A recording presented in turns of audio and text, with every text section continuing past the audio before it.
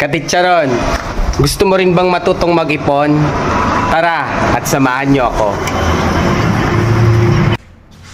Bale, ito po ba katitsaron yung combo na ginagawa natin kapag tayo ay nag-ipon? Una, meron tayong income, then minus expenses, saka tayo mag-iipon for our savings. Which is medyo tricky at mahirap dahil madalas nauubos na sa expenses. So para magkaroon tayo ng ipon, balik rin natin mga katitsaron.